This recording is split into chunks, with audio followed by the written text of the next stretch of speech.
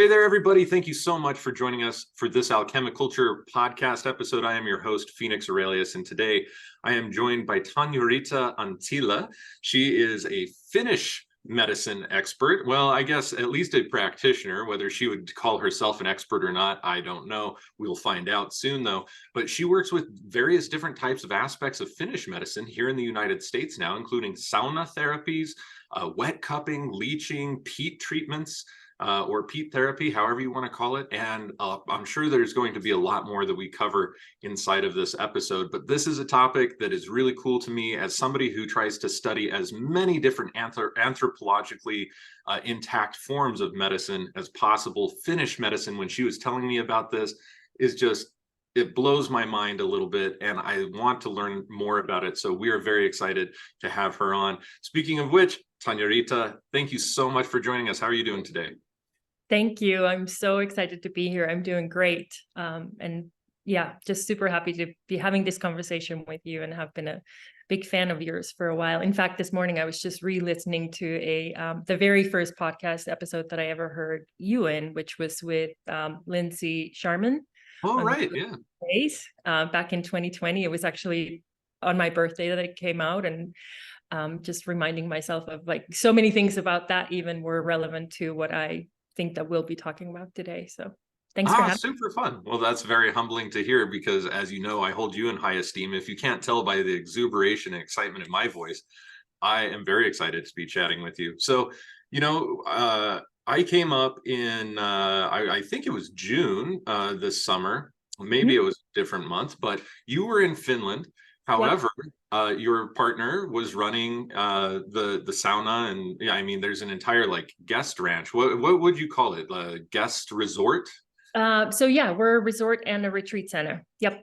Yep, and that's called Blue Star. And I've mentioned this before in for folks who follow our work here at the Phoenix Aurelius Research Academy. I have highly recommended that people go up there, especially if you're looking to go into Glacier National Park and other things like this. But you guys just had the most amazing sauna facility that I had ever stepped foot into.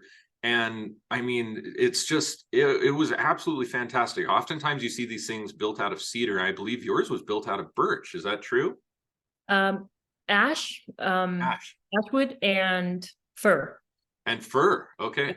Yep. Yeah, I just remember noting to myself, like, this is not the cedar that I'm used to. I really like this.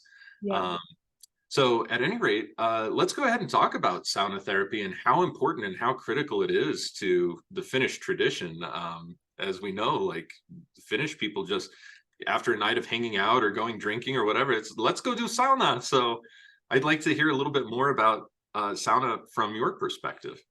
Yeah, absolutely. I mean, we are a sauna nation for sure. I think there's now something like over 3 million saunas in Finland, which is actually more saunas than there are cars on the roads. Wow.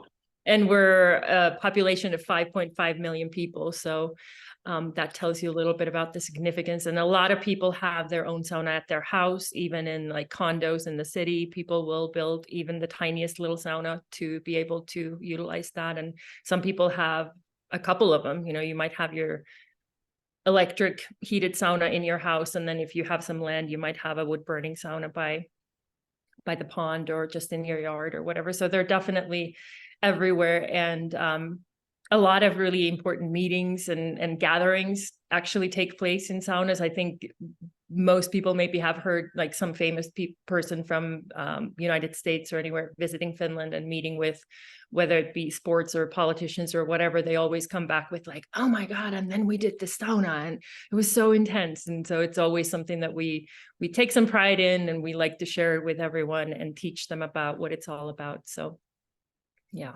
That is super awesome. Now, in the United States, sauna is usually, I mean, you'll have 2 or 3 different types of sauna experiences. One would be like your infrared saunas. Those are getting really popular here, but they are typically a dry electric style sauna. Yep. And then, you'll oftentimes see like a steam sauna where they'll take, highly pressurized hot steam and push it through. And then, it's just on a temperature range. So it will constantly kind of steam at certain intervals, and you'll see Yep. those at a lot of gyms and things like that. And then of course, just standard dry, it can be either wood heat sauna or electric heat sauna, but they're just dry saunas, and they're not necessarily infrared, like they're not incorporating light spectrums per Yep. se. So how does that vary from the sauna that you guys are using, that is very traditional Finnish design? Mm-hmm. Yeah, so ours is always a wet sauna in terms of, it's not the steam like the Turkish bathhouses that you would think of, but the dry sauna concept, but the heating unit, whether it's wood burning or electric, is intended to be used to create the steam by throwing water on it. And so, and there's a whole science is how the sauna is built and how the steam rises, how the hot air travels, how and where it hits your body. There's this term called löylytasku, which means basically it's the steam pocket and how it sort of lives in the space. And so as a sauna therapist with the whisk or a vihta, you actually scoop some of that and bring it down to the body. And so you can work with it energetically, and you can, more physically bring the heat to the body. So that's probably the main difference. In the US, when I've gone into saunas, most people are just horrified at the thought of that we would put water on the electric unit. But the way that they're built, that's actually intended. And it's a really important part of the experience, obviously. Yeah, it is. And if I remember properly, at your setup at Blue Star, at least the one that was up when I was there were various rocks set up over the electric heater, correct? Yep. And so when you pour the water over the top of the rocks, there's like a micro distillation thing that happens as it drips along the rocks, and all the surface area, basically it evaporates that water very, very quickly. And you guys oftentimes will use essential oils inside of the water too, right? Yes, you definitely can. I don't know that that's been very traditional, but certainly the pine needles and or juniper or spruce, whatever you might bring in, either as part of the whisk that you're using, or birch leaves, that those naturally will have the essential oils in them. So when you're heating them on the rock or when you're beating yourself with it, that has the same effect essentially. But we can create a little bit of that by just putting essential oil into this little stone cup that then sits on the rocks, and then that evaporates as the steam rises. And the unit we actually have here is intended, it's kind of more of a tower where it has a lot of the rocks from the top to the bottom, and it's intended to mimic the wood burning sauna, even though it is an electrical unit. So even just how the heating units are designed makes a difference in what kind of heat you're going to get. Oh, that's really awesome. Now, I'm sure that this might be a bit of a controversial question, because most of the Nordic countries have adopted sauna, but from what I understand is that it was actually originally a Finnish tool, a Finnish invention that kind of spread throughout other Nordic states. Is that also your understanding? I think we have had it in the state that we have it. Like, we've definitely been sort of the guardians of that medicine. It didn't originate in Finland. There's lots of history behind, and different types of sauna, and even sweat lodges in the United States with the Native Americans. I actually have a whole book on the history of sauna that is kind of fascinating and talks about all that. But in terms of actually keeping it alive and having it as a very day-to-day healing modality, we're definitely the nation that has kind of upkept that. And our sauna, even from our very next neighbor, Sweden, is really, really different. Like, their sauna is also much lower temperature, usually just dry sauna. So there's significant differences even within the Nordic countries. Oh, wow. That's fantastic to hear, actually. And yeah, what is the temperature that you typically keep in Finland? Is that like near 40 Celsius? No, it's more like, 60 is a therapeutic temperature for, like, let's say we'll talk about the peat in a little bit. That is a the highest temperature that you want to use for that before you start to kind of destroy some of the microbes that are in the peat. But 80 to 100 is actually more like the typical. If you ask any average Finn, they'll say their favorite temperature is probably somewhere in the 70 to 100, 80 to 100 range. Wow, that is crazy because for those who are not familiar with metric system, of course, 60 degrees Celsius is 140 Fahrenheit. Yep. And 100 degrees Celsius is 212 Fahrenheit. That's a temperature of boiling water. So to be staying in an environment that is boiling for any length of time or at that same temperature with wet, steam, that seems just really intense to most, shall I say, American sensibilities. How is it that you handle it? I mean, you stay in there maybe for periods of a bit of time and then exit sauna, and then do you do cold rinses or roll in the snow? What's the thing? All of the above. Yeah. And I mean, personally for me, 100, I can be in there. It's not what I enjoy. I would say probably like the 70, 80 is the sweet spot for me. And typically the way that I was always taught since I was a child by my grandmother and grandfather was that you first go in the sauna and you don't throw any water. You just sit there and you wait for your body to begin to sweat on its own. So it's really the heat is building, the heat from the sauna eventually penetrates the skin and gets into the deeper tissues, and you start to sweat, which is really then the body's way of pushing out toxins. Whereas if we just started to toss the water on the rocks and there's steam, then you have that condensation on your skin and you're still going to sweat, but it's a different experience. So after that initial sweat, then you would go out and either shower, go in the lake or a pond or whatever you might have available. And you can repeat that as many times as you wish. And then at some point, you're going to actually wash properly. And some people prefer to do that before they ever actually get into the sauna. Personally, the way that I was taught and also how I prefer it is that I want to first drive all of that gunk out, and then I'm going to wash, and then I'm going to enjoy several more cycles of just enjoying the hot cold contrast. And a session might be anything from, if I'm in a hurry, maybe 20 minutes, sometimes up to 1.5 to 2 hours. Yeah, I remember I was in there for 2 hours and some change, switching back and forth. Of course, I would go into the shower and take like a deep cold rinse. Yeah. And do some breathing exercise for a few minutes, and then wait until my skin was just, completely ice cold, as cold as the water was.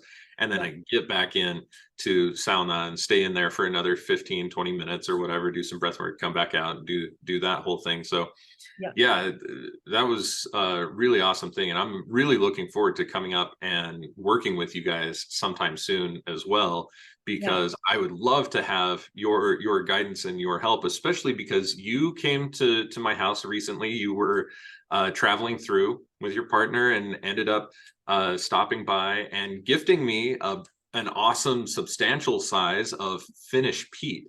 And when most people think of peat, especially if you're from, say, Ireland or Scotland, you think about going out to the peat and like getting these bricks of peat, but you're working with like a fresh liquid peat that you're able to actually use as a topical treatment in conjunction with sauna. Is that correct? Yep. Yes. So that's a little bit different and comes from a different layer of the bog, and also the different age, obviously. So Finland is largely bog. And I haven't actually ever landed fully on like what is the exact correct term, because there's marsh, there's swamp, there's bog, but I think it's bog. And Finland is, I don't remember the percentage, but it's something insane, like 70 to 80% of our land is bog. And even our name in Finnish, the country's name is Suomi, and Suo means bog. Wow. So we have an incredible amount of bogs, and a lot of them are still really pristine. They haven't been destroyed by, making farmland and draining them. And then of those that are still pristine and not touched, they are, in order to get the peat for the peat treatments, they're actually really closely monitored as far as like their content of what's in the peat, what's the pH level, what's the degree of decomposing that's happening, and all those kinds of things. So it gets pretty intricate, and I have the studies and the reports, but I haven't actually like gone through them with a fine-tooth comb to even understand all of it. But I know that it's really well monitored. Wow, that is really, really fascinating. So you, for your place at Blue Star, you have brought in and actually imported a tremendous amount of this Finnish peat. Is that right? Yep. We started off with, we currently have 5 barrels of it. So each barrel is about 32 kilos. Wow.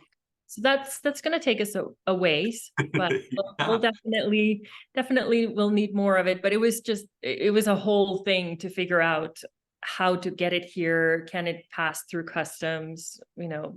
What will it cost? All of that. But fortunately, the entity with whom we work in Finland, he has worked internationally, and he has actually, one of his largest clients is Japan.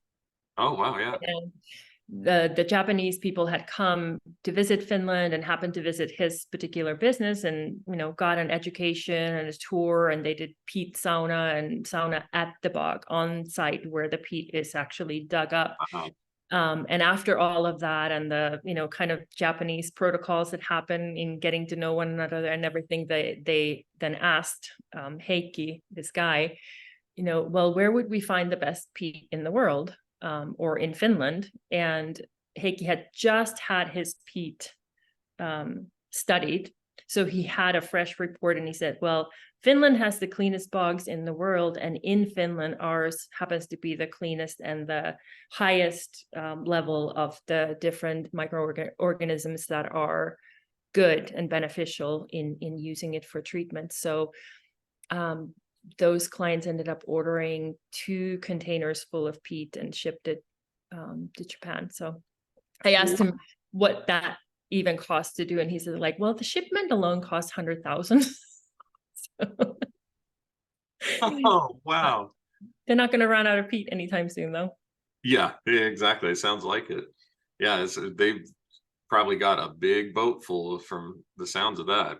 Yeah. So with that being said, though, walk us through what does peat treatment or peat therapy look like within the context of the Finnish tradition? Okay. It's actually interesting, like this past 3 months or so that I was just in Finland, I had an opportunity to do peat sauna with some of my friends and their friends. And it's interesting how much it actually has even become unfamiliar there to Finnish people. Like they were just saying like, oh, I just thought you went in the forest and like gathered some dirt and we smear that on or whatever. So I was having to educate them as much as I do anyone here.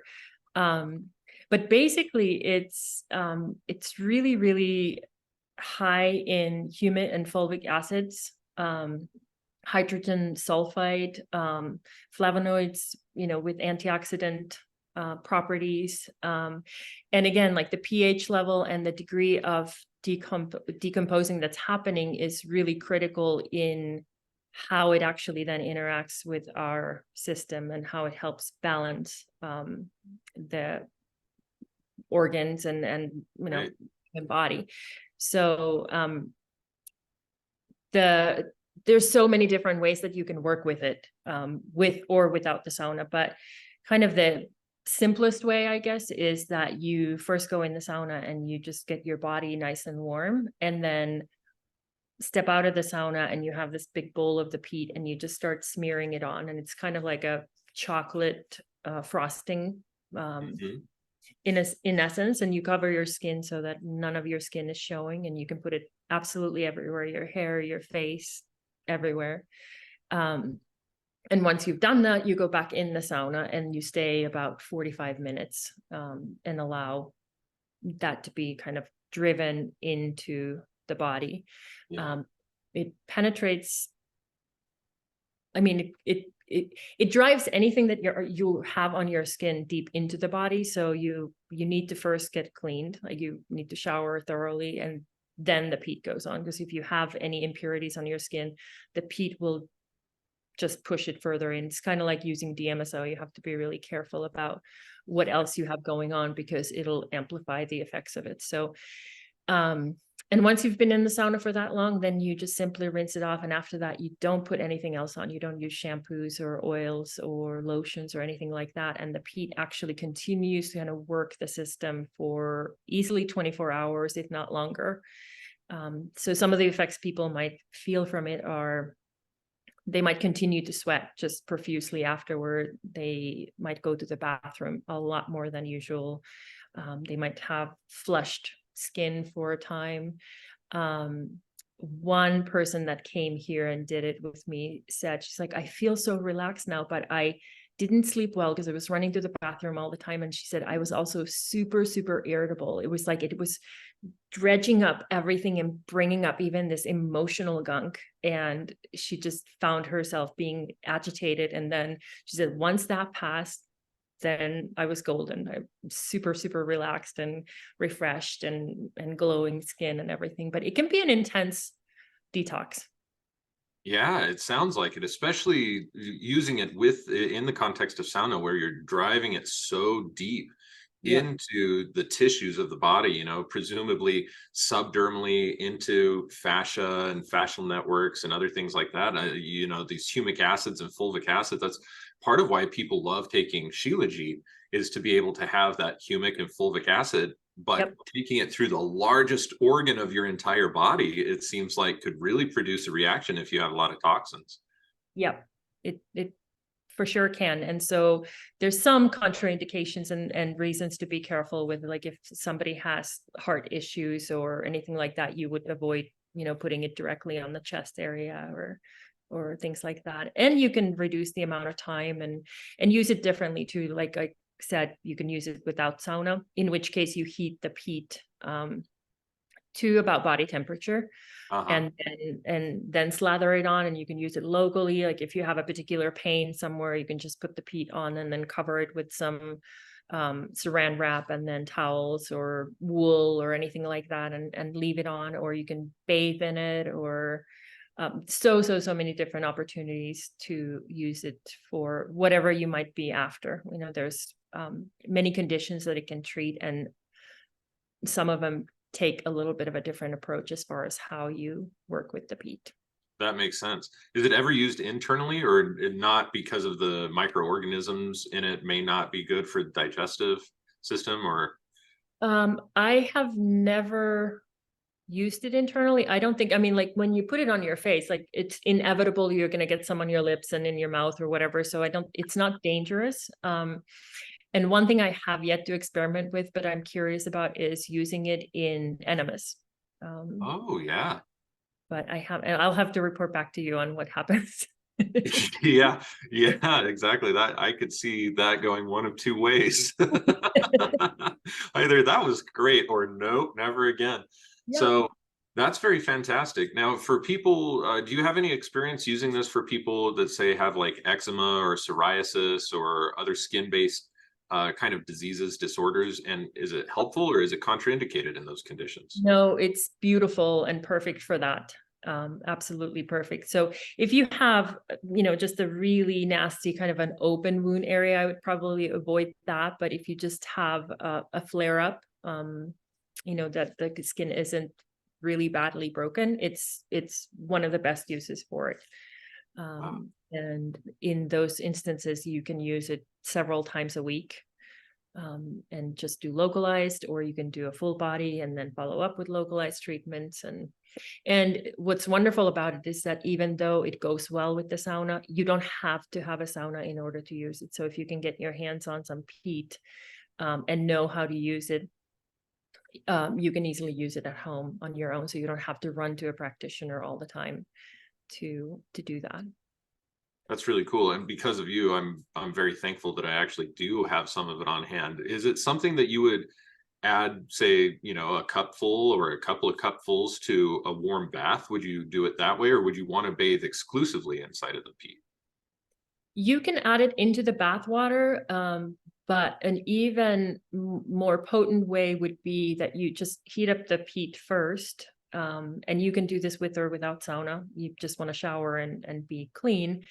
And then that warm peat goes on your skin, and then you can wait a little bit before you go in the bath and then get into the bath water and then just stay in there for 45 minutes. So it'll be a milder version of doing it in the sauna and staying in the heat, but it's a really lovely way to bathe with it. And you can also just put it in like a foot bath, and that essentially still will end up drawing out a lot of the toxins from the entire body, kind of like the concept of the Chinese medicine, those pads that you put under your feet and sleep with them, and kinds of gunk out. It kind of sounds, doing the foot bath approach almost kind of sounds like a hybrid between ionic foot baths that you would find here in the States or in United Kingdom or whatever very frequently, and using a traditional, Finnish kind of technique with this awesome peat. Now, I don't mean to put you on the spot about this, but is it something that you plan on doing or are currently doing to create packages of some of this peat or bottles of some of this peat that you can sell to other folks, or, who are interested in this? We are. That is in the plans. We're kind of right now focused on doing the treatments here and building our center, and also just really making sure that we educate people first, rather than just starting to sell something and saying, good luck with it, and then sort of diluting that knowledge, information, and experience, so to speak. So ideally, we will come up with some format where we can first make sure that people really know what they're doing and understand how to use it, and then we can provide that. So super cool. Super cool.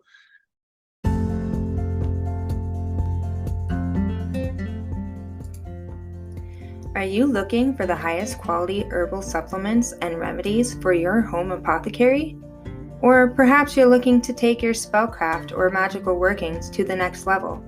Whatever your reason might be, we have hundreds of herbal spagyric items available, and every purchase supports our work and helps bring spagyria into the light of the modern world.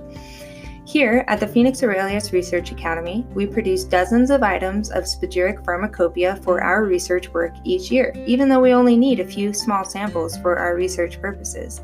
And as a result, we can make the remaining quantities available to the public in our online spagyric apothecary. And you can rest easy knowing that only the highest quality natural, organic, biodynamic, and ethically wildcrafted materials go into the making of our products, and every purchase you make helps to fund our research, which ultimately advances spagyric wellness in the modern age. As an Alchemi-Culture podcast listener, you can get your hands on our professionally crafted small batch spagyric products for 15% off all the time, simply using the coupon code LISTEN15. So go ahead and browse our enormous selection of products and get yourself something new today. Visit www.phoenixaurelius.org/apothecary and enter coupon code LISTEN15 to save 15% off. And thanks so much in advance for supporting our research.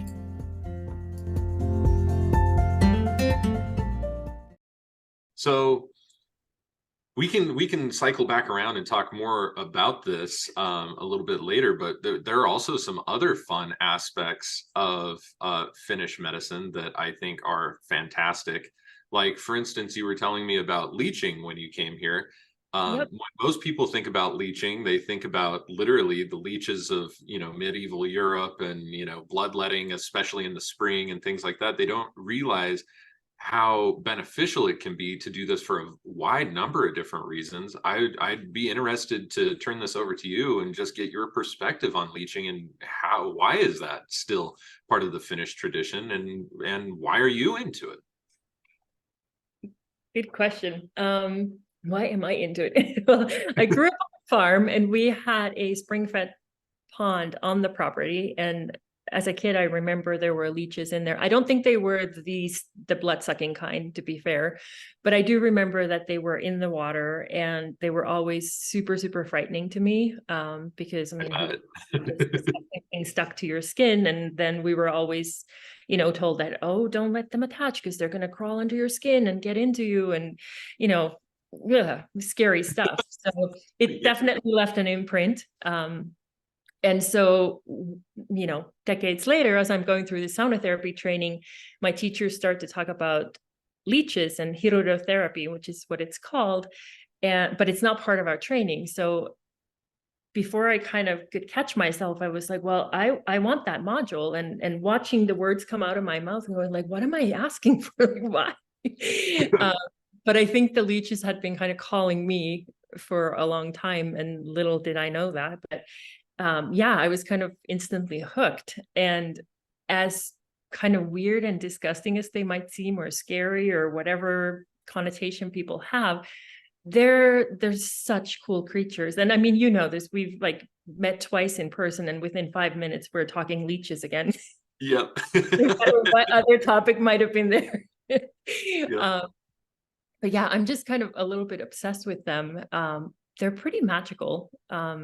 First of all, like when they're in the wild, they live up to 20 years, which I had zero idea. If you had asked me how long do you think a leech lives, I might have said a couple of years max, or maybe a season even. So, and they can go without food for 1 to 3 years. Wow.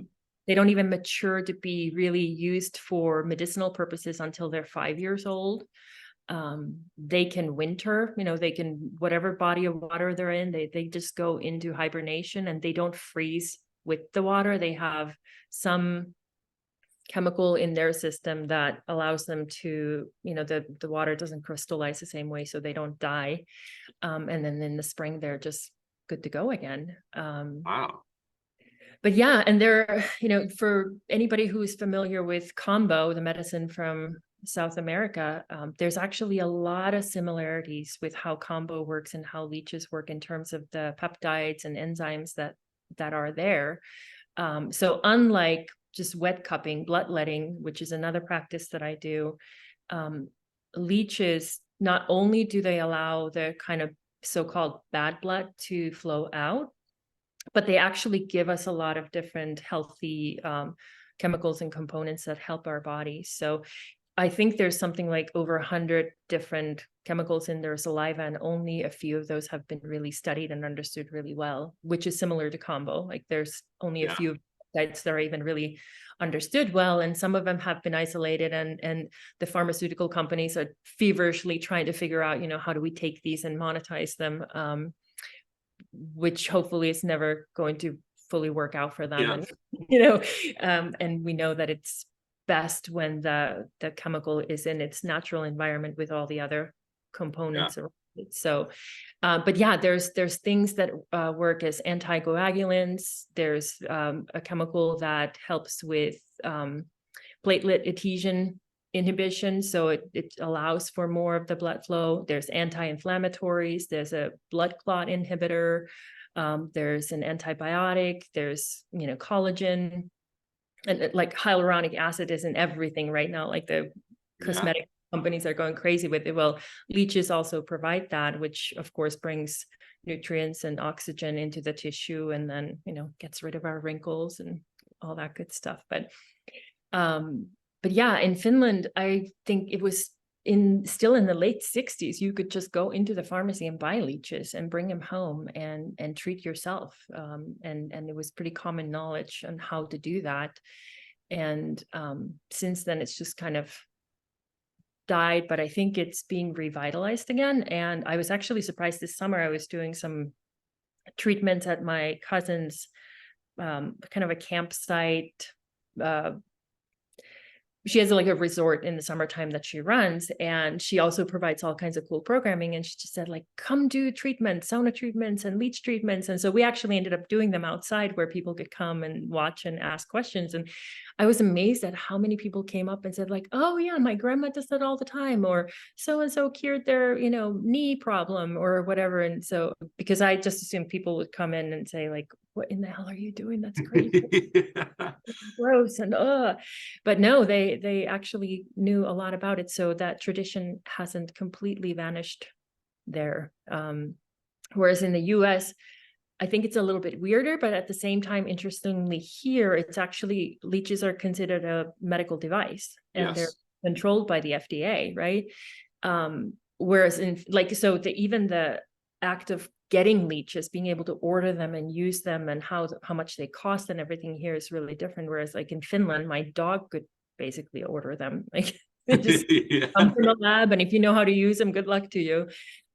So it's really different between the two countries, and I'm still learning about, kind of the bureaucracy here, which typically the way around. Finland has way more bureaucracy around everything, but with leeches, it's not that way. Yeah, well, it seems to be like that just in general. Any place that you go inside of Europe, the things tend to be a lot more restricted there than oftentimes what they are here. Which is why people are still like, oh yeah, America is so great. But yeah, it's very fascinating to see that leeches, because they can be difficult to get a hold of here. I can get a hold of them. You and I have talked about this for medical research that we're performing.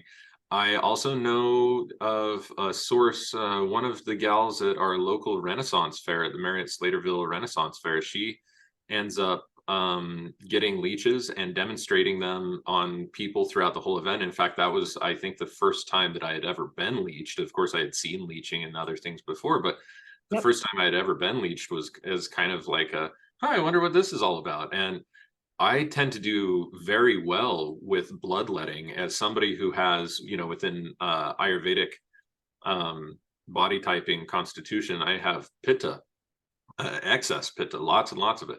And so there are times where if my blood pressure gets a little too high, or if I'm just feeling hot, or I feel like I might be getting sick, or there's a lot of pressure in my head, I will actually prick with lancets the tips of each one of my fingers, as well as the apex of my ears, and bleed those out just like crazy. Just sit there and squeeze them. And I might do that 15 to 20 times in a single setting in order to get just a ton of blood out.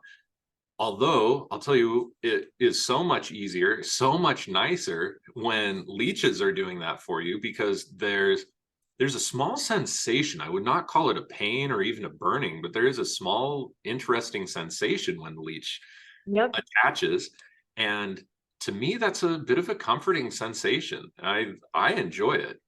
But with putting on leeches, it's not just draining blood out from various areas of, in Chinese medicine, heat goes to the fingertips and the apex of the ears. And that's why, when you release the blood there, you're releasing the heat.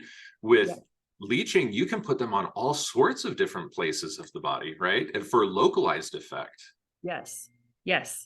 Absolutely. And there's, and you mentioning the slight sensation. So they have 3 mouths and something like 300 teeth. And I'm sorry, my phone, it's supposed to be on do not disturb, and for some reason my computer is still picking up.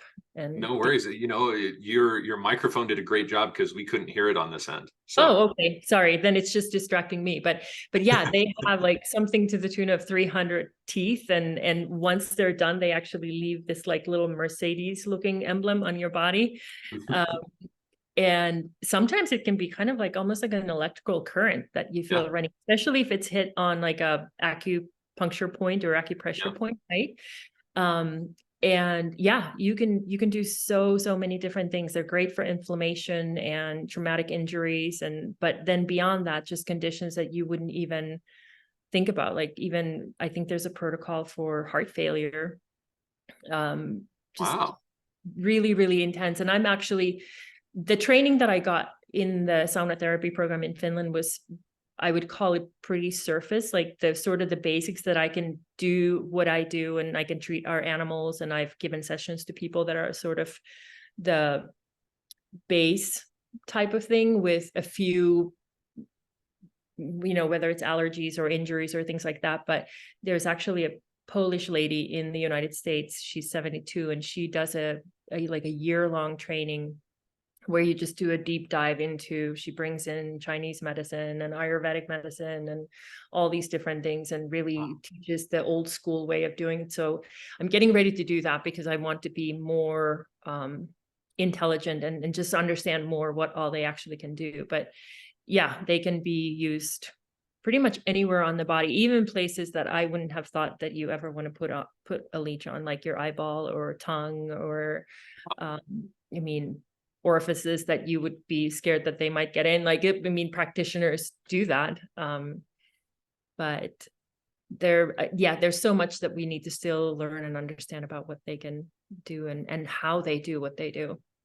Yeah, seriously. It's like, people oftentimes when they hear about leeches, they do the squirming thing, kind of like you did as a kid. It's like, oh God, gross, I can't handle it. Yeah. But they have such a beneficial effect through such a wide range of mechanisms, it seems like, inside of the body. I mean, like you said, even, the studies that have gone into it in the white papers and medical literature that we have, they even admit, like, of the hundreds and hundreds of compounds that we know are in here, we've only scraped the surface at looking at some of these key ones, or ones that are maybe in the greatest concentration. So they have a very, very interesting and beneficial effect. One of the interesting things that I remember reading was doing leeching for skincare and for dermal rejuvenation. So instead of going and getting, say, like Botox or other things like that, people were going and getting facial leeches, and they would like rotate them. So you'd go in maybe one day and you might have them at the corners of your eyes, where you get your crow's feet and whatever else. And then you might have it here and down here, where you start to get your double chin and all these other things. And they would start to, within just a number of sessions, usually like 3 or 4 sessions, see very, very noticeable differences. And you can see the before and after photos. And it's much more than just pulling out toxic blood, which is, something we'll get into wet cupping in a minute, which is kind of one of the things that wet cupping and things like gua sha within the Chinese tradition, that those will get the toxic blood, bring it to the surface and help escape. But it seems like there's so many more facets to it with these leeches. Do you have any experience with using it for, beauty purposes or dermatological purposes like that? Yep, absolutely. In fact, it must have been Demi Moore who made that more popular, because she was for a while flying to Switzerland to get the treatments. And so in our training, even that protocol is called the Demi Moore facial. And it is, you're right, it has like 9 different rounds. And you start off with something like 2 leeches, and you end up with, at one point you have 18 leeches all over your face in different spots. And you kind of cycle through that twice. So it's a pretty intensive protocol, especially given that you're not supposed to do the treatment so close together, because, you're losing blood. And so you don't want to weaken the system and keep it in this constant stirred up state. I don't know exactly how the protocol that she went through in Switzerland went, but the one that I've done, I have completed it with people in 4 weeks, kind of spreading out the treatments, and yeah, you can definitely see the difference pretty immediately. That is so cool. Yeah, I think, a lot of these older kind of time-honored traditions, I feel, are just, they offer so much to the modern individual. We stepped away from them at a certain point. It's like, oh, that's all hocus pocus and, hearsay. And the more that modern science comes around to studying a lot of these older traditions, regardless of what tradition it is, we see that, well, maybe some of it, we have to separate out the wheat from the chaff a little bit, but there's a really great kernel of wheat inside of there. And we don't want to just throw the baby out with the bathwater. We want to, be able to hold on to these traditions and try and understand them. And I think that, of course, you and I know every time we talk, it's leeches, leeches, leeches. But I just think, I can't say enough positive things about my own experience with leeches. The thing that, I'm curious about in Finland, you mentioned that people can get leeches pretty easily. Is it the same thing over there as it is within the United States, that you're never supposed to reuse a used leech? Or do people sometimes give them some space of time and then reuse them in Finland? What does that look like? So officially, as far as like medical settings, no, you never reuse the leech. However, when, as a practitioner, I'm doing it for myself, or even if I had a client who said, hey, I would really like to take these leeches home and have them, and I'm okay with using them, that is possible. But I think if you ever talk to a medical professional, who has a license to protect, they would say absolutely not. But what we do know about the leeches is that they actually don't have a mechanism to reinfect, even if they had something in their system that wasn't ideal or preferable for us to get.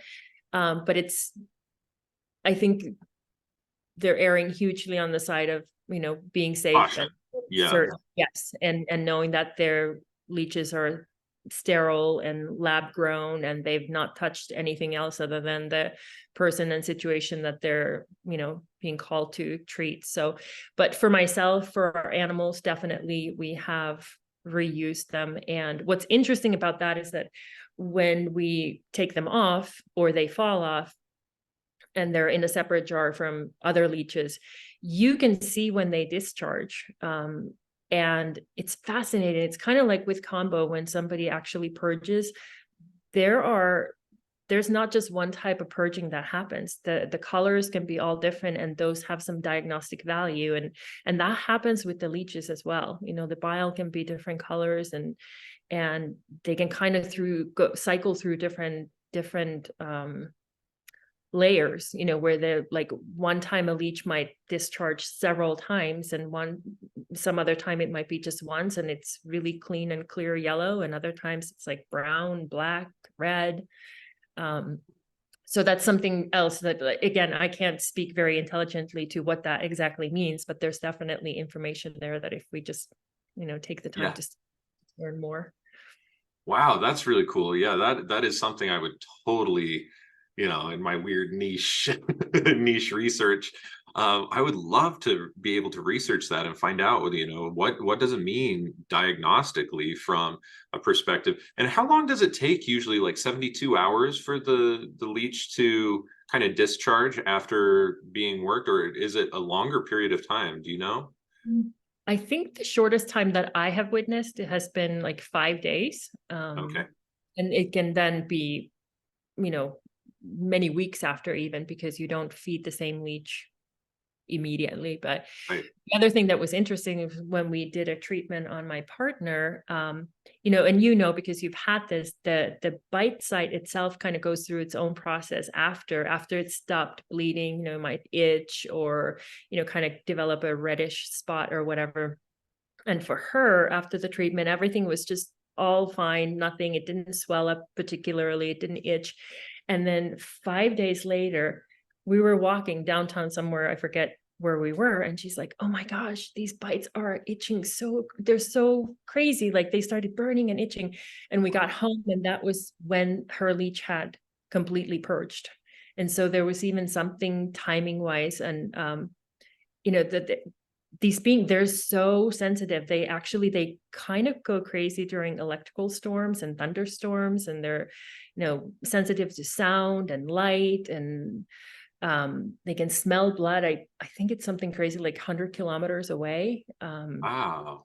So the energetics of these beings, like we don't understand about the chemicals, let alone the much finer stuff going on with them. So exactly, some sort of quantum connection there. It kind of reminds me of reading The Secret Life of Plants many years ago, 25 plus years ago now.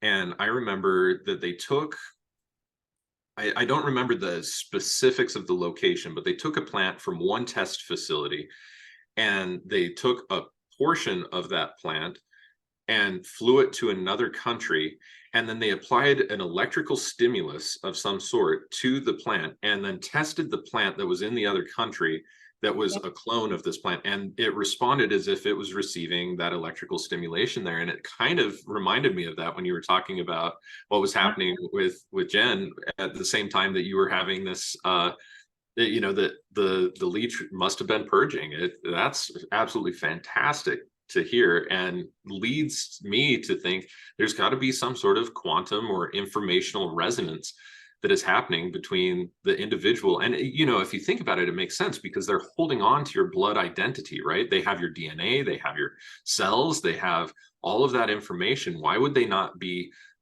connected like that? And with how sensitive that they are to, like you said, electrical storms, solar geomagnetic anomalies, like all of these different types of things, they're very sensitive to. And the human organism is actually relatively sensitive to that too. Some people more than others, but man, it just gets me thinking, the gear is cranking there. I can't wait to learn more, as time goes on.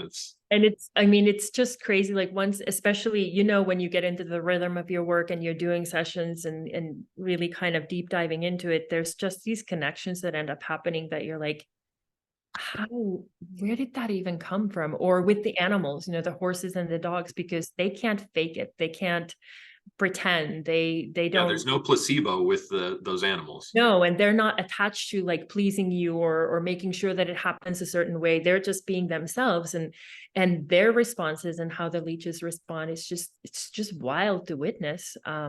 When they will and will not attach, or when certain leeches will like die immediately after a treatment versus staying alive, or I don't know, just, I kind of like with Combo, I've started dreaming about them, like with Combo, the frog sort of starts to do this like, hey. Yeah. And I feel like leeches very much have the same sort of spirit connection where you can work with it at a more subtle level without maybe even needing the leech on you. But it takes obviously some concentration and focus and time to develop that relationship. But I just love them. God, I hope that you become like a trainer in this, because I want to learn with you in particular. It's like this Polish lady, that sounds great. But if you could learn from her and then take all of your experience, I want to come learn from you. This is, your passion for it is one of the things that I just absolutely love. And, talking about doing it with animals and stuff, is that a service that you are open to or have been open to with other folks? Because there are a ton of trail horses in your area, right? From Columbia Falls, Whitefish, through Glacier itself. There are tons of trail animals that have things like general arthritis or gut dysbiosis from, being fed, carrots and, excess things that they probably don't need to be having all the time. So is that a service that you offer to other folks in your area or could offer? We could. And to be fair, I will need some more training and specialization in that. I mean, Finland, one of the trainers all she does is she treats horses, and she's been a great teacher. And we have one of our horses has laminitis. So I have specifically treated him, and, am learning quickly that they're not always the easiest patients, because they can't talk, they can't tell you what's going on. And, you're dealing with fur and dander and all those things that leeches aren't necessarily going to be really in love with. But there's, high level competitors use leeches on their, very expensive horses to treat muscle strains and different diseases. So it definitely exists. I think it would be wise to probably partner with a veterinary doctor that is open to and actually knows something about that versus just kind of flying solo at this point, because I'm still learning myself. But and for liability too, as you guys well know, horses aren't cheap, and they are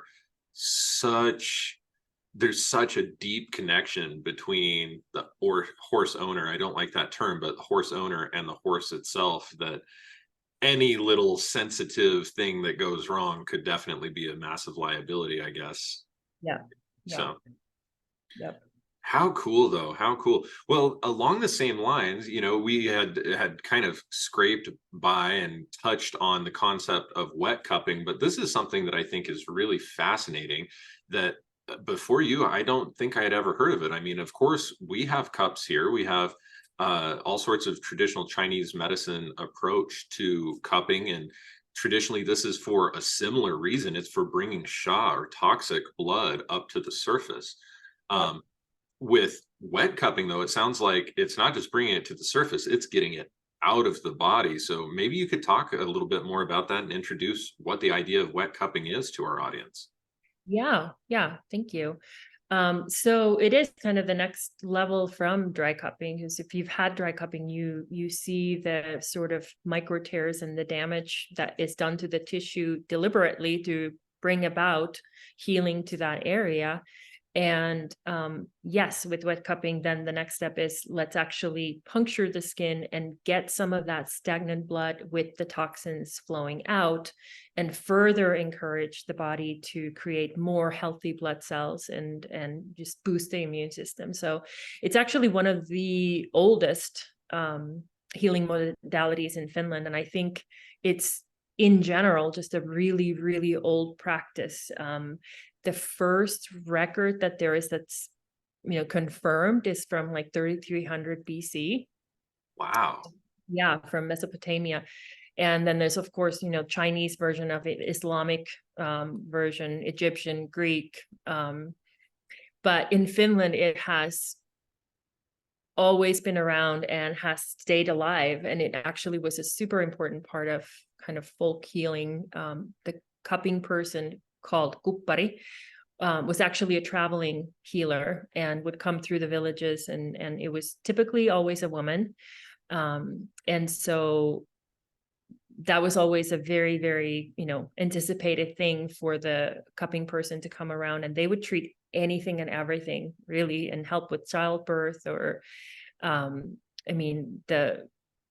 the ailments that it's been used for are far too many to mention in such a short period of time. But it can again be used, localized for, whether you have neck soreness or back pain or swollen or numb feet or restless legs or any number of things. Or you can do kind of a more generalized overall, the whole body, treating the front or the back or both.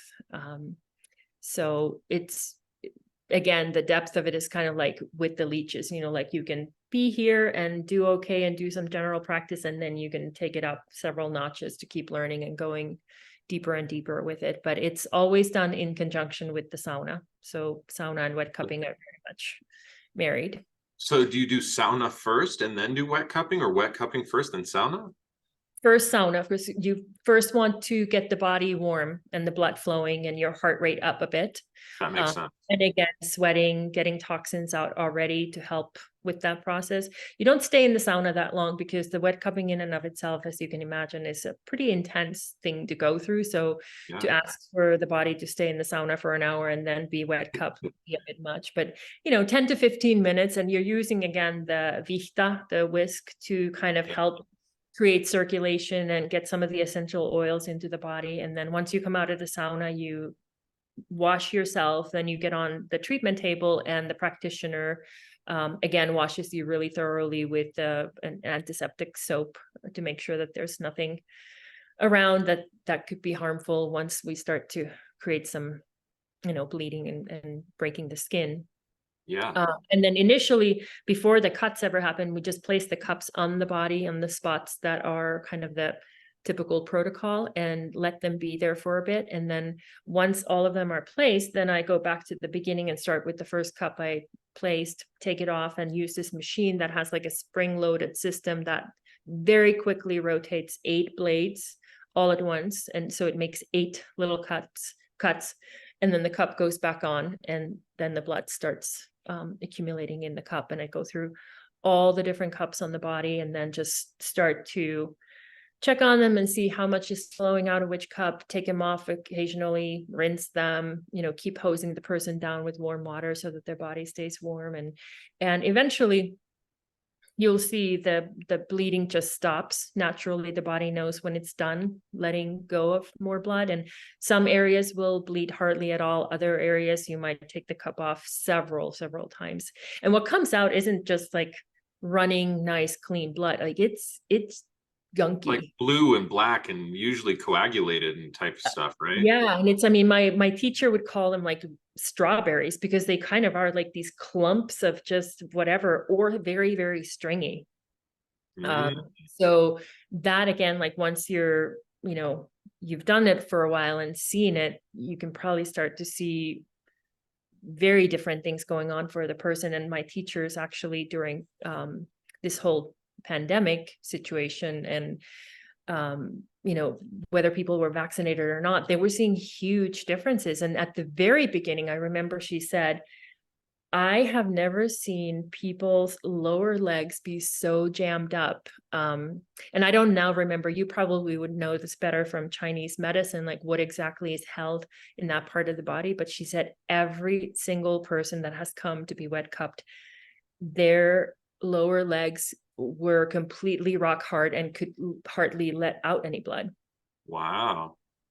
And then eventually that started kind of shifting. And then she started seeing differences in people who had been vaccinated versus not vaccinated, just in the quality of the blood and like what was flowing out. So really, really interesting.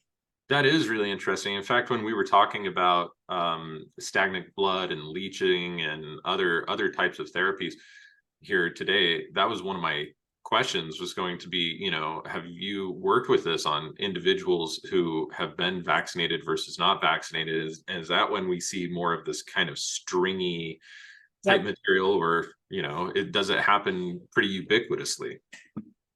No, that's definitely been a noticeable difference in that it's like white stringy stuff that I believe actually, and with the leeches too, like one of the chemicals in them is I forget now, I have it in my notes here. Let me see if I can find it. No, I don't have the name of it and I don't want to say the wrong one. Fair but enough. It's basically a blood clot inhibitor. So the whole focus of that particular component is to help make sure that stringy material doesn't stick around and start circulating. And in wet cupping, you can kind of see the same thing. Like there's nothing that we're actually giving the body to help with that, but it is flowing out. Yeah. It seems like, given half the opportunity to get rid of that or keep it circulating through the capillaries and blood vessels and arteries, the body would want to get rid of that because it knows this is obstructive. It's probably doing everything it can with antiplatelet activity and other things to try and get rid of it and decompose it anyway.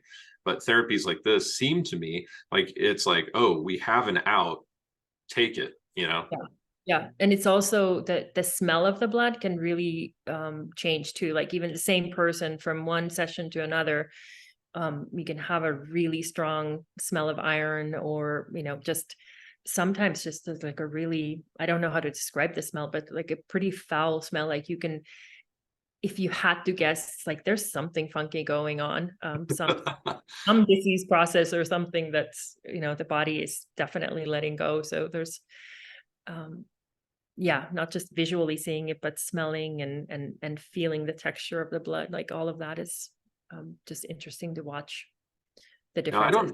I bet. I didn't mean to cut you off. I thought that you were just about finished there.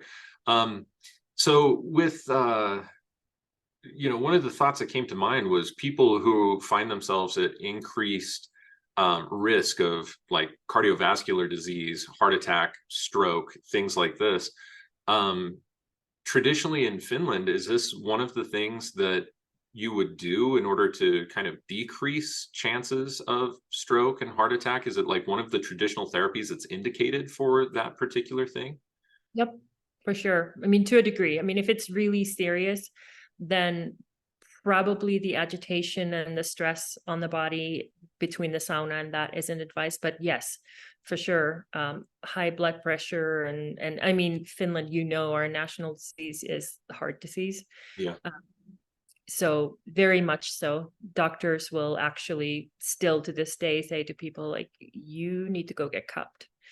And there are still very well-known, reputable wet cupping people that work closely with the doctors and with hospitals and same with the leeches, so that there is a relationship and it's not this unusual thing to be recommended. Wow, that is really cool. And I don't know if I've ever discussed this with you or not, but do you in your practice and your work at Blue Star ever incorporate any of like traditional Finnish herbs or herbal teas and medicines like that into your work? And if so, what does that look like? Yeah, we do to a degree. I mean, partly the challenge is that it's not always easy to get them here. Some of our plants here are similar to what's in Finland, but that's definitely a huge part of the whole sauna therapy, is to use the medicine that's around us. And so for me, it's a matter of kind of adjusting that and learning more about what's similar here and what's different, and then how to utilize those again, whether it's in foot baths or in the water that gets thrown on the rocks, or in poultices or wraps, or many different ways that we can use them, and absolutely serving teas either during, after, prior to, or even as aftercare, at home. Yeah. That's really cool. There's not that many resources in English that I have found. And as you know, I am like a very ultra beginner. Like, I have less than a week of Duolingo under my belt with Finnish. And it's such an unrelated language to any other language that I've ever learned, really. Yep. There are some similarities in certain things, like therapy, for instance, therapy. There are certain similarities, the cognates, but by and large, the structure of the language, the sound of the language, everything is totally different. So I've found that there's not that many resources I've been able to find for learning a lot about Finnish herbalism, but I know that there are, like, stinging nettle is used very, very frequently inside of, and is so ubiquitous, we can almost just call that like the Finnish folk tradition, right? It's like a folk medicine thing where people just, that you drink nettle tea, especially during the winter months, and helps to keep blood strong and circulation good, and hair, skin, and nails strong, and things like that. And some crossovers too, the different species from what I understand, but you guys use juniper quite ubiquitously, and birch gets used a lot, right? In fact, isn't that pretty commonly what the whisks for sauna are made out of, or birch? Traditionally, yeah. I mean, you can use anything that you can find, but birch is definitely the traditional tree or plant used for the vihta. And then juniper, pine, spruce, maybe. all of those year-round kind of evergreen trees. Yeah. Well, maple isn't, but yeah, juniper and spruce and pine are. Yeah, and the nettle, I mean, like, one of my favorite soups is a soup made out of nettle and dandelion, angelica root, chamomile. I mean, those are all, you can't walk anywhere without having at least 5 different medicinal plants. And one of the practices that we learned was to just, prior to going in the sauna, you go with this bucket that you first kind of prepare with stones, and then you put some moss in there, and then you just start to pick plants in nature. You basically go for a nature walk and kind of tune into what your body is needing, and gathering anything from lingonberry, blueberry, pine, juniper, whatever you end up finding, and you just make this arrangement, and then you take that into the sauna and you place it next to you. You don't do anything with it other than it's there. And the way that the plants react when you're in the sauna, and the way that it looks when it comes out, is actually a diagnostic tool. So you can see which ones like completely turned brown, or dried up, or just stayed completely vibrant, that like nothing happened. And we have this like book with all the different herbs and explanations of what we can then look at, like, oh, this means something's going on in your liver, or your brain needs some support, or that is cool. So yeah. Oh my gosh, that is really cool. Yeah, one of the herbs that I did learn about, this was a little while ago, was an herb that in English is called goutweed, and it was a traditional kind of treatment, obviously, for gout, for what it sounds like, for these various crystals that form, usually uric acid and other crystals that form, that create gout. But that's like, it grows like a weed, from what I understand, in most places in Finland. And it's been something I've been trying to get my hands on. It's like, wow, if it is so common there, why can't I buy it, from anybody? But it just seems like a lot of people actually try and get it out of their yards these days. And yeah, that's funny enough, like so many of the medicinal plants are just considered weeds, but the more you learn, like they're literally everywhere. And harvesting them, drying them, putting them in the freezer, trying to do that. That's always like the spring just comes on so fast and everything is in bloom and growing. And so it's a great time to go and gather things even for the upcoming winter. Yeah. Same with like the spruce, the little tip, kuusenkerkkä is what it's called in Finnish. That has a huge function and a role in our medicine. And pine in all of its forms is just one of the more significant ones. And the pine tar, DMSO, all those kinds of things. It's pretty front and center in our medicines. That's cool. Do you have like an example of how pine tar is used? I mean, yeah, I know that it can be used to like cover wounds and to protect them. Are there other uses for pine tar that are used in the Finnish tradition that you know of? I mean, that's the main one, Okay. for sure. And there's this saying that if alcohol, sauna, or pine tar doesn't cure you, you're probably going to die. So I love it.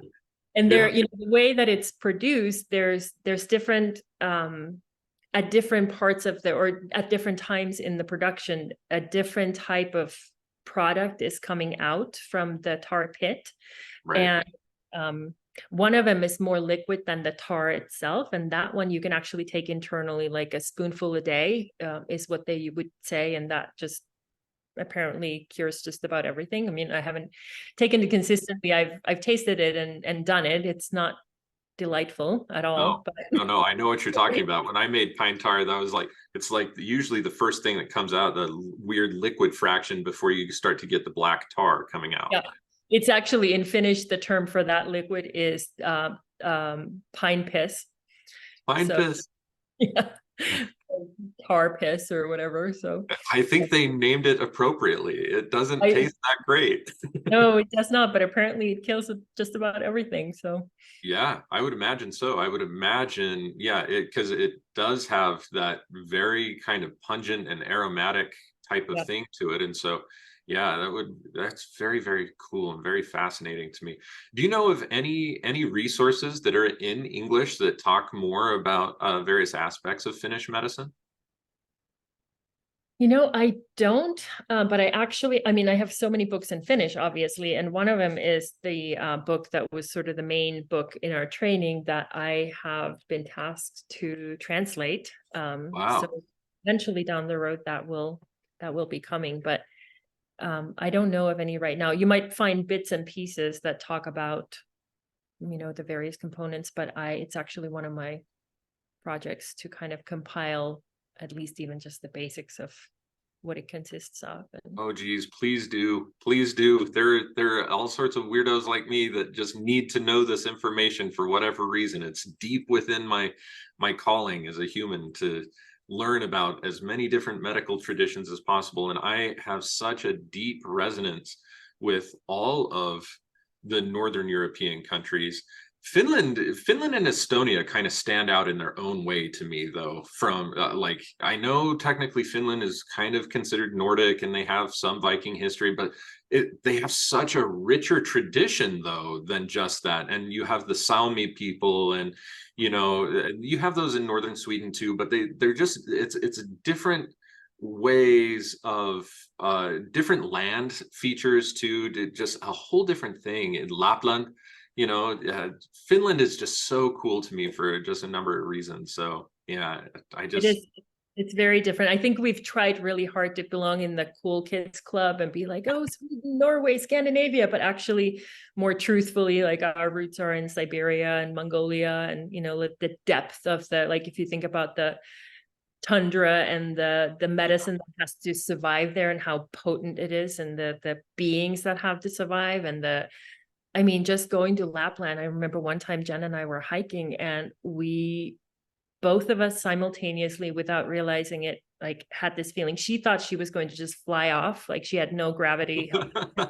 I had such vertigo. I didn't know what end was up. We were both just there is something really wild going on with the intensity of the energy up there. And and then imagining the plants that have to survive in that, and the potency. I mean, like some of the oldest trees on earth are up there, and they're this tall, but they're like 800 years old. you know so crazy. Man, it's just so fun. What a land of enchantment. And this time of year, dark as it gets, I mean, what do you get, like 4 hours of sunlight or something around winter solstice? In the southern part, yeah, where I'm from, Forssa, about 100 kilometers north of Helsinki, we would probably from like 10:30 a.m. to 2:30 is the length of the day. And of course, in Lapland, like you get none. It's just nighttime. And then this summer, you reverse that and you have just endless daylight. Yeah. Although at such a northern latitude, I'm sure that the weather would be a lot more temperate in the summertime than like we wouldn't expect to see like 85 degrees Fahrenheit types of temperatures up there in the summer, would we? You definitely can. Yeah. Wow. It can get hot. It's not typical, but it's not unusual either. And actually it's interesting because Montana technically is almost like the same latitude as Rome, and obviously Finland is a lot further up north. Yeah.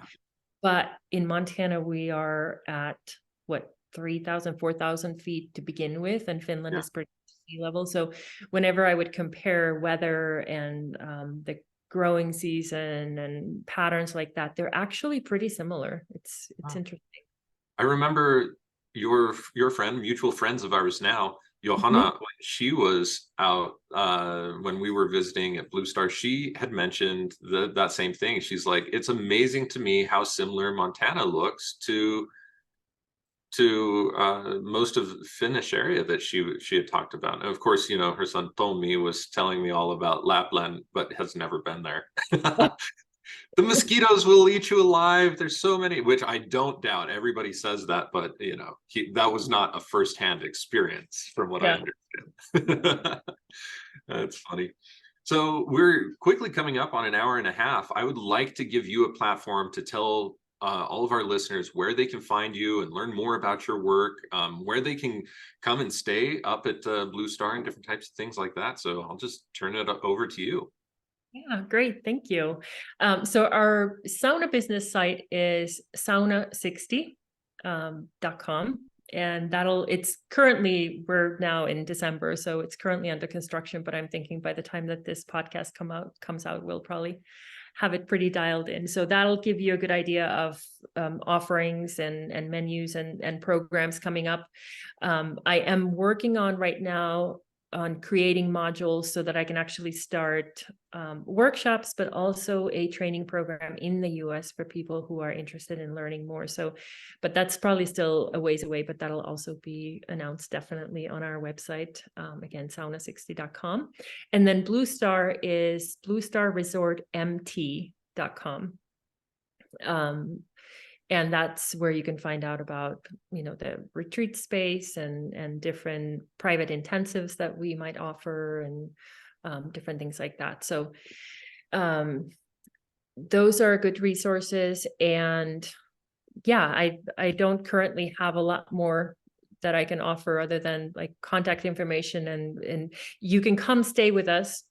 There's several different lodging options, and then also opportunity to just come and park your van or be in a tent or whatever, but you can come stay with us and create a menu for your own healing journey, or just come stay, enjoy Glacier National Park and the beauty of Montana, and just dabble in some sauna treatments. So whatever anybody prefers, we can create a program around it, and we can also just open up the facility for people to bring their own medicine here and combine that with what we have going on. So super cool. Yeah. Which is something that I have talked with you and Jen about a couple of times now, is let's get some sort of small cool alchemy type of retreat coming in where we can incorporate sauna and especially for the dissolution portion. And, when we're dissolving things internally, in my experience, I've always gone to the hot springs, because here where we live, we're 30 minutes south of the world's most mineral rich hot spring. And so it's got tremendous mineral content. It's a saline spring. It has lithium in there, silver in there. I mean, it's loaded. And for me, going and getting hot and sweating and being able to get all of that material out, emotional, physiological, etc., when I'm in a state of purging and getting rid of emotions transpersonally, I just think that it helps so much. But then there are so many other things. Like, you guys have wonderful amounts of fruits all over the place in the summer months, and in the fall too. Like, you have bilberries and wild blueberries, and there are all sorts of different types of berries that I noticed. And of course, the bears, they love those too. And we have a beautiful hot springs here too. I don't remember if you had a chance to visit them. It's called Hot Springs actually, and it's again, same thing, very, very rich mineral content. And I actually, a year ago, we started on a journey through Europe and made a point to visit different hot springs and saunas. And I have to say, the hot springs we have here are far superior in terms of the effect. And I'm with you. And this morning, when I was listening to that podcast of yours, where you were talking about magic and that whole process of dissolving and kind of going deep into our own gunk, I feel the same way. I feel like when the times are intense, when we're being put through intensity, our medicines also have to be really intense. And I feel like in my chart, I'd love to be one of those people who's just light and fairy and angel cards and all this, like that. That's not the realm in which I work. I seem to always find these medicines that are pretty severe.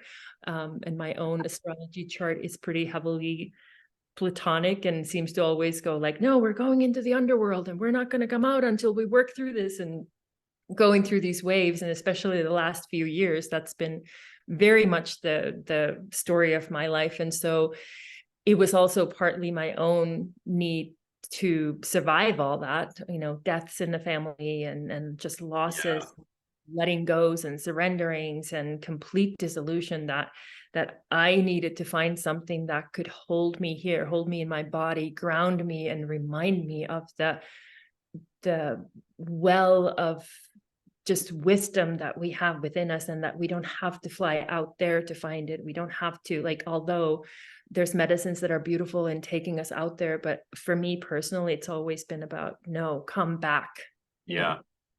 That's back. where real healing oftentimes is. You can go and you can grab inspiration and all sorts of other things, but always that incorporation, return to center is so important.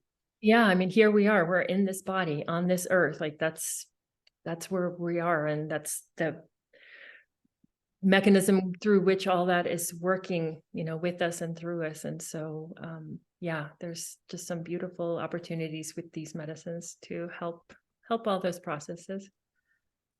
That is super cool. This is going to sound really weird. You probably saw me flipping through some pages as I was listening to you. I actually have, just right here on my desk, I have this document here, which is the top mineral content from renowned hot springs in the United States. And I'm noticing that they have Hot Springs, California, Hot Springs National Park in Arkansas, Hot Springs State Park in Wyoming. They don't have Hot Springs, Montana, which the whole town is called Hot Springs. So do you know if it has a different name by chance? I don't believe so. I mean, there are in that area, there's 3 or 4 different hot springs. One is Wild Horse, one is Kamas, but Hot Springs is the place that we go to. And actually, if you have heard of the Garden of the 10,000 Buddhas, that is in Arley, Montana, and that is only a half an hour drive from Hot Springs. And apparently the Dalai Lama himself chose that spot for whatever particular energetic reason. And so that's right nearby us here as well. It's really cool. Yeah, Kamas Hot Spring does not have that many minerals in it. 399 parts per million. compared to, like I was talking about, Crystal Hot Springs, which is the one that we have right up here, is the most in the world that has been tested right now, 46,093 parts per million. So, yeah, but there are a tremendous amount of springs that I'm seeing on here that, are usually from Montana. We have quite a bit of mineral content inside of those springs. So I'd be interested, if they don't have that done, I think I might go up to Hot Springs, Montana, and just, take the water and send it in, contribute to this growing body of hot springs stuff. Paracelsus was huge into that. He took all of the hot springs in Switzerland and ended up saying this water has this particular healing energy, and this one has this healing energy, and they would send people there for therapies. And that's still something that is very, very profound in the Swiss tradition today. Yes. It was popular even before Paracelsus' lifetime. It was kind of expected of a physician that you would know and understand those things. And people these days don't really look at it like that, like hot water and steam and these primal elements of fire and water coming together in order to create health is just, it's something so primal within the human experience, It really is. And it's funny that you mentioned that, because in our training with all the modules that we went through, the one that felt most profound to me and had the most profound impact on my body was the module that was only water.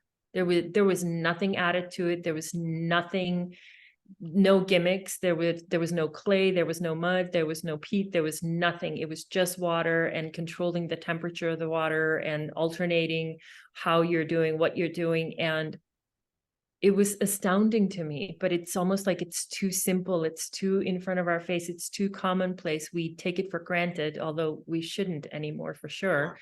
It was just so beautiful. It was absolutely humbling to go through that module and go like, oh my gosh, this is, wow, how do we not know and remember this? I know. Yeah, I know. It seems like the most easy and critical component to the human experience is water, and yet we overlook the qualities and also all sorts of it everywhere that we go. People just drinking out of the tap, forcing their water, and not making sure that they have good groundwater, that they're drawing their sources from, and whatever else. It always blows me away. Always blows me away. That could be a topic all of its own, though, I suppose. Yeah. All right. Well, Tanjariita, I want to thank you once again for coming on. This has been so fun and so enlightening, exposing a lot of these things. And, I have learned a tremendous amount here, and I feel like we only kind of even scraped the surface. But I just want to thank you so much for your time. It really means a lot to me that you would come on and chat about Finnish medicine, your tradition, all the things you have going on with us. That's great. Oh, thank you. Are you kidding me? This has been a total pleasure. And yeah, I'm sure I will leave this and go like, there are a million other things I should have said.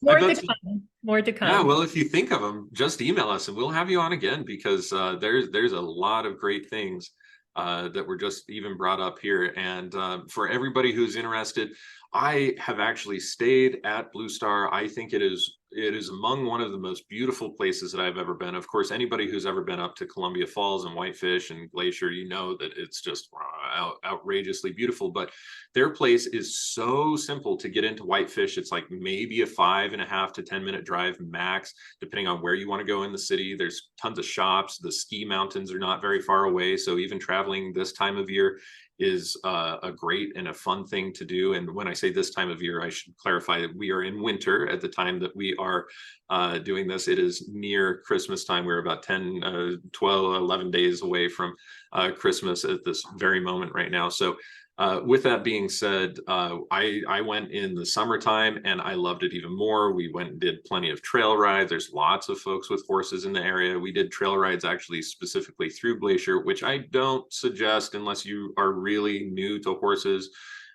Being an experienced horseman myself, I did not enjoy getting on their poor dilapidated little horsies that they probably rent out from people that aren't even local and whatever else. But it was a fantastic romp through the woods for 2 hours and being able to see some really exquisite scenery.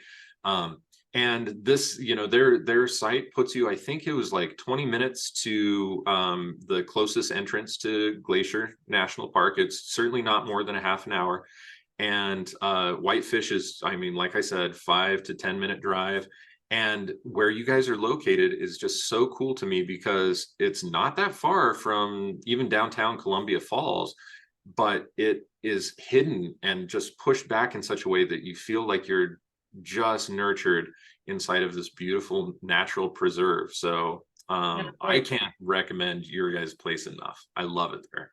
Thank you. And we're 10 minutes from the airport, so it's really, really easy to get here. But yeah, like you said, we're kind of hidden, and we have the bears and mountain lion and moose and whatnot coming right through the property. We have a glacial creek that runs through it. And what I forgot to mention is we're actually now, so the sauna that you've seen, the electric heat one, now we're building a completely primitive, traditional Finnish sauna that is going to be no electricity, no running water. So it's going to be, we're going to have a big cauldron where we heat up the water and mix it with the cold water so you can bathe. And then also the Lotus Bell tent that we have by the creek. It's been used for lodging, but now we're turning it into a tent sauna. So we're going to have this whole little sauna village with different experiences, and starting a men's circle specifically, where we'll have an opportunity for men to come and kind of come together in that sort of setting and bring some of that Finnish tradition versus the traditional, let's go out to the bar and have a beer and that's football. Yeah, exactly. Have something a little bit more intimate and bonding, as opposed to we bonded over what we just forgot, all the brain cells we just lost, right? That's the way it is usually at the bar or whatever else, beating the bloody tar out of each other in sport. So oh man, super cool. Well, I'll tell you what, listeners, you're going to have to fight me in order to get there, because I love that location. And where we're at now from Salt Lake City, it's just a hop and a skip. The Glacier International Airport is very, very close fly. I think it's something like an hour and 10 minutes or something like that. So you'll have to compete with me for at least a couple of the rooms. But man, you guys have yurts, you have all sorts of things available, right? And our horses and dogs, and it's a fun place to come hang out and sit by the fire and create community, connect. Yeah, that's absolutely true. I can attest to that myself. Well, again, Tanjariita, thank you so much. And to all of our listeners out there, I want to thank you. If you enjoyed this episode, if any of these ideas were new to you, I guarantee they're going to be new to others. Please like, subscribe, hit that bell notification if you're watching on YouTube or listening on YouTube Music. If you're tuning in through Apple Podcasts or Spotify or any of the other places where podcasts are found, please go ahead and share this link on your social network, share it with other folks, because the more that we get this information out there, the more intelligence we are going to have as a people, the more healing resources we're going to be able to have, and the more types of therapies and other things like that that jive with us and resonate with us that people will know exist and how to be able to access them. So we want to thank you, as always, for listening, our dear listeners. And that's pretty much all I have. Until next time, keep well and many blessings to you and yours. Thank you.